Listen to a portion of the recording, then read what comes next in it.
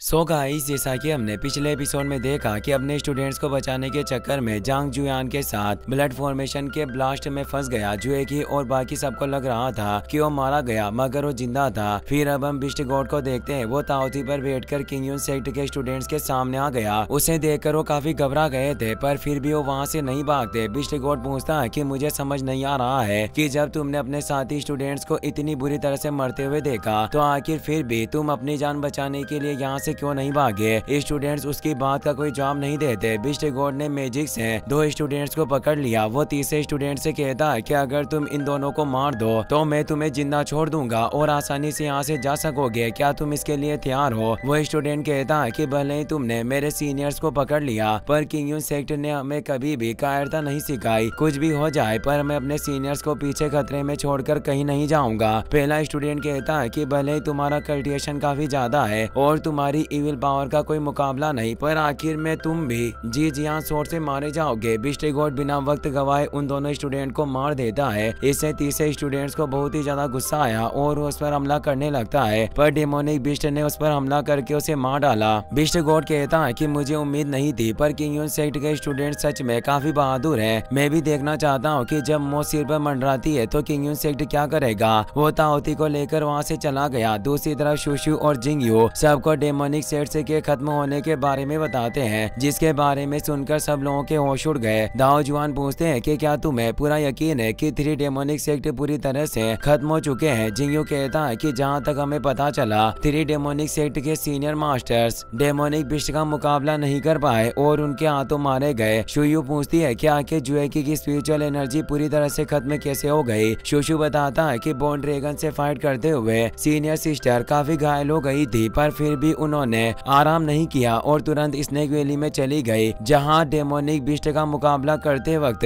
उसकी सारी एनर्जी खत्म हो गई। दाओ जुआन कहते हैं कि उन डेमोनिक किंग्स के पास बहुत ही ज्यादा खतरनाक पावर है, हमें जल्दी उन्हें खत्म करने का रास्ता ढूंढना होगा, वरना हम खुद को नहीं बचा सकेंगे। तभी एक स्टूडेंट वहां आकर बताता है कि बहुत सारे डेमोनिक बिस्ट दोबारा से लुओशियन वैली की तरफ आ रहे हैं। सीनियर ब्रदर इकाई और उनके साथी उन्हें रोकने की कोशिश कर रहे हैं, पर बिस्ट जल्दी पास नष्ट करके अंदर घुस जाएंगे। इससे सब घबरा जाते हैं। दाओ जुआन कहते हैं कि लगता है कि अब हमारे पास ज्यादा वक्त नहीं बचा, हम कुछ भी कर ले पर बिस्ट को किंग यून सेक्ट में आने से नहीं रोक सकते और हमें यही उनका मुकाबला करना होगा, पर हमें उन्हें कुछ वक्त के लिए रोक कर रखना होगा ताकि सब वॉर की तैयारी कर सके। वो शुशु और जिंगयू से कहते हैं कि तुम दोनों इलिट स्टूडेंट्स को लेकर लुओशियन वैली पर जाओ ताकि साधारण लोग अपनी जान बचाकर यहाँ से दूर भाग सके और हम भी बिस्ट का मुकाबला करने के लिए तैयार हो जाए। वहीं जांग बेहोश पड़ा हुआ था। कुछ वक्त बाद उसे होश आता है। जियो बाई वहीं मौजूद थी। वो कहती है कि यह तुम्हारे लिए काफी मुश्किल था और जरूर तुम दुखी होगे। जांग कहता है कि मैं एकदम ठीक हूँ और मेरी जान बचाने के लिए तुम्हारा शुक्रिया। वो सोचता है कि मैं जिंदा तो बच गया, पर आखिर अब मैं क्या करूँगा। बियाओ को बचाने का कोई रास्ता नहीं बचा और लगता है कि गोस्ट किंग सेक्ट में भी मेरे लिए कोई जगह नहीं बची। मैं कितनी भी ज्यादा कोशिश क्यों ना कर लूँ, पर हर बार सिर्फ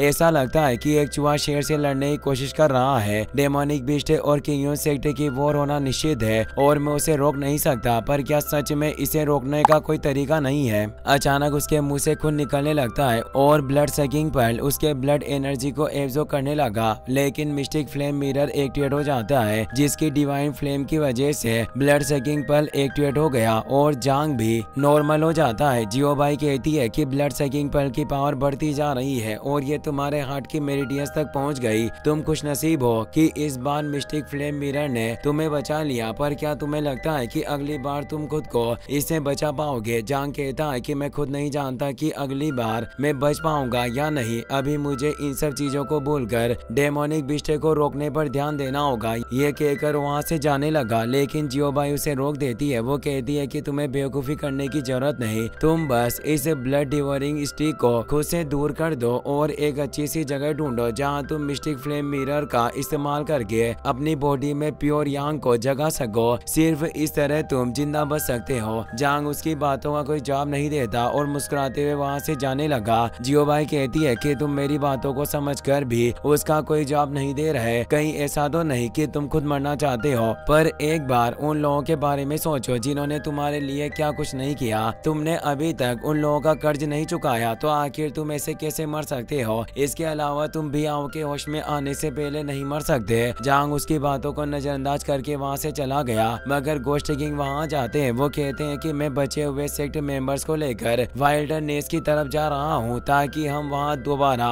गोस्ट किंग सेक्ट की स्थापना कर सके। जांग कहता है कि मैंने सुना है कि वाइल्डरनेस यहाँ से हजारों मील दूर है और वहाँ पहुँचने के लिए डेजर्ट भी पार करना होगा जो इस वक्त बहुत ही ज्यादा गर्म है। तो आखिर आप बियाओ को वहाँ लेकर कैसे जाएंगे? गोस्ट किंग कहते हैं कि मैं बियाओ को यहीं छोड़कर जाना चाहता हूँ। जाने से पहले मैं माउंटेन पर फॉर्मेशन एक्टिवेट करके केव के एंट्रेंस को सील कर दूंगा ताकि कोई बियाओ को चोट ना पहुंचा सके। पर किसी को हर महीने जाकर सील और फॉर्मेशन को चेक करना होगा ताकि कोई परेशानी खड़ी ना हो। जांग कहता है कि मैं यहाँ रुककर बियाओ का ध्यान रखूंगा। गोस्ट किंग भी इसके लिए मान गए और जियो भाई से मिलने के लिए अंदर चले जाते हैं। जो है कि बाम्बू पीक में अकेली बैठी हुई थी। उसे शुशु की याद आती है कि यहाँ तक सेन मियाओ खुद को डेमोनिक बिस्ट से नहीं बचा सकी तो जांग का कल्टिवेशन उससे कम था। तो आखिर वो जिंदा कैसे बचेगा? हमें आधे लोगों की लाश नहीं मिली क्योंकि उन्हें बिस्ट खा चुके थे। तभी शुयू जुएकी पर हमला कर देती है। जुएकी को उसके बारे में पता चल गया था और वो अपनी तियान या सोट की मदद से उस पर हमला करने लगती है। पर शुयू ने आसानी से सोट छीनकर उसे दूर कर दिया। वो पूछती है कि क्या तुम उस शख्स से मिली थी? जुएकी कहती है कि आखिर आप किस बारे में बात कर रही है, मुझे कुछ समझ नहीं आ रहा। शुयू कहती है कि मैं गोस्ट किंग सेक्ट के गुइली की बात कर रही हूँ। मैं जानती हूँ कि गुइली ही जांग है। मुझे समझ नहीं आ रहा कि आखिर तुम्हें सच पता होने के बावजूद भी तुमने मुझसे बातें क्यों छिपाई। जो है कि अपने घुटनों पर बैठकर उससे माफी मांगती है पर वो कहती है कि मुझे माफ कर देना, मैंने बेवकूफी की और आपको सच नहीं बताया। मेरी वजह से आपकी बेइज्जती हुई होगी। शुयू कहती है कि तुम बहुत ही ज्यादा टैलेंटेड हो लेकिन अगर तुम उसके साथ रही तो इससे तुम्हारे भाग्य पर गलत असर पड़ेगा। सिटी में हर तरफ तुम दोनों की अफवाहें फैल रही है। ग्रैंड मास्टर भी तुमसे नाराज है पर तुम्हारे टैलेंट और नादानगी को देखकर वो तुम्हें माफ कर रहे हैं। यंग जनरेशन स्टूडेंट्स में तुम सबसे ज्यादा टैलेंटेड हो और कोई भी तुम्हारा मुकाबला नहीं कर सकता। तुम्हारा भविष्य उज्जवल है और मुझे तुमसे उम्मीदें हैं तो मेरी उम्मीदों को इस तरह मत तोड़ो। ये कहकर उसे छोड़ दे देती है। जो है कि कहती है कि मुझे माफ कर देना, मेरी वजह से आपको भी लोगों की बातें सुनने पड़ रही है। आपने मुझे गोद लेकर मुझे इतना सब कुछ सिखाया पर फिर भी मैंने आपको निराश कर दिया। शुयू कहती है कि इस वक्त तुम मेरे मुकाम पर खड़ी हो जहाँ से तुम अपना भविष्य सुधारने के साथ बिगाड़ भी सकती हो। सब तुम्हारे एक फैसले के ऊपर डिपेंड करता है। अगर तुम जांग को बुलाने के लिए तैयार हो तो मैं इसमें तुम्हारी मदद करूंगी। जुएकी कहती है कि भले ही मैं मर क्यों ना जाऊं पर मैं आपको कभी भी धोखा नहीं दूंगी। मैं वादा करती हूँ कि अगर वो जिंदा होगा और आगे हम दोनों मिलते हैं तो मैं अपने हाथों से उसे मार दूंगी या उसके हाथों से मारी जाऊंगी। लेकिन मुझे कहते हुए अफसोस हो रहा है कि मैं जांग के लिए अपनी फीलिंग को कभी खत्म नहीं कर सकती। शुयू को इससे बहुत ही ज्यादा गुस्सा आता है और उसने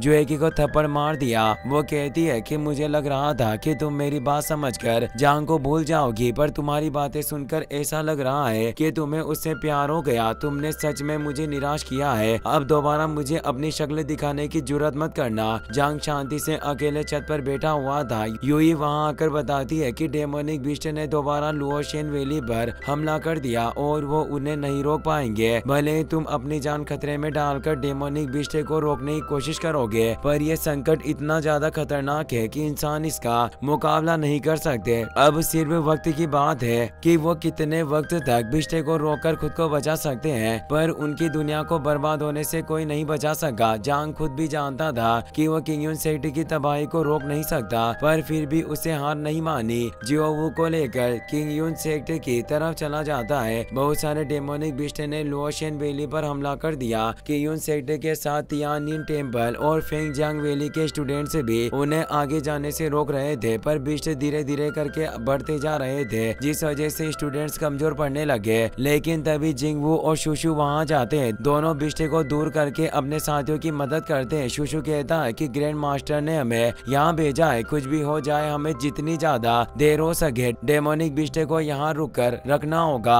एक भी बिस्ट सिटी के अंदर नहीं घुसना चाहिए वरना मासूम लोगों को अपनी जान बचाकर भागने का मौका नहीं मिलेगा। ये कहकर अपने साथियों के साथ मिलकर शॉर्ट फॉर्मेशन एक्टिवेट कर देता है जिसकी वजह से बहुत सारे बिस्ट मारे गए। लेकिन तभी उनके ऊपर मीटियोर शावर से अटैक होने लगे। ये का स्टूडेंट से डिफेंस फॉर्मेशन एक्टिवेट करवाने लगता है पर इतने वक्त में मीटियोर उनके ऊपर गिरने लगे जिस वजह से कमजोर स्टूडेंट्स खुद को नहीं बचा पाते। अचानक एक बहुत बड़ा मीटियोर उनके ऊपर गिरने लगता है। उसे देखकर स्टूडेंट्स बहुत ही ज्यादा डर गए थे। उन्हें लग रहा था कि अब उन्हें मरने से कोई नहीं बचा सकता, लेकिन जियांग और फा शान डिवाइन लेटर्स की मदद से मीटियोर को एक जगह पर रोक देते हैं। ये काई अपनी जायंट स्वॉर्ड की मदद से मीटियोर को 2 टुकड़ों में बांट देता है। शू जिंगवू के साथ मिलकर एक 5 डायरेक्शन फॉर्मेशन एक्टिवेट करता है, जिसकी वजह से मीटियोर के छोटे छोटे टुकड़े हो गए और किसी को भी चोट नहीं लगती। मीटियोर के पीछे असुरा बट मौजूद थी। तभी जमीन के अंदर से बोन सर्पेंट निकल कर आता है। उसने अपने डेमोनिक आर्ट की मदद से उन पर अटैक कर दिया। होंग को बचाने के चक्कर में ली जून के शरीर में डेमोनिक स्केल घुस जाते हैं, जिसकी वजह से उसकी हालत खराब हो गई। उन स्केल्स की वजह से बहुत सारे स्टूडेंट्स मारे जाते हैं। दोनों बीस्ट किंग को देखकर ये काई काफी घबरा गया। वो कहता है कि क्या आज सच में हम सब मरने वाले हैं? मुझे उम्मीद नहीं थी, पर डेमोनिक बिस्ट की पावर हमारी उम्मीद से कहीं ज्यादा है। बिस्ट सबको घेर कर उन पर हमला करने लगे, लेकिन तभी तियानबुई वहां गए। वो अपने फ्लेम ड्रैगन की मदद से उन बिस्ट को दूर करके बोन सर्पेंट को पकड़ लेते हैं। शुयू भी वहां गई थी। वो अपनी आइस पावर की मदद से असुरा बर्ड को बर्फ में जमा देती है। उन्हें देखकर सारे स्टूडेंट्स खुश हो गए। तियानबुई ये काई से कहते हैं कि तुम सबने बहुत अच्छा काम किया। सिटी के सब लोग किंगयून सेक्टर में पहुंच चुके हैं। अब तुम भी सारे स्टूडेंट्स को लेकर किंगयून सेक्टर में जाओ। हम वही डेमोनिक बिस्ट का मुकाबला करेंगे। ये काई सारे स्टूडेंट्स को लेकर वहां से चला गया। तियानबुई भी शुयू के साथ किंगयून सेक्टर की तरफ चले जाते हैं। बोन सर्पेंट और असुरा बर्ड भी केस से आजाद हो गए। उन्होंने तेजी से डेमोनिक बिस्ट के साथ किंगयून सेक्टर पर दावा बोल दिया। इसी के साथ ये एपिसोड यहीं पर खत्म हो जाता है।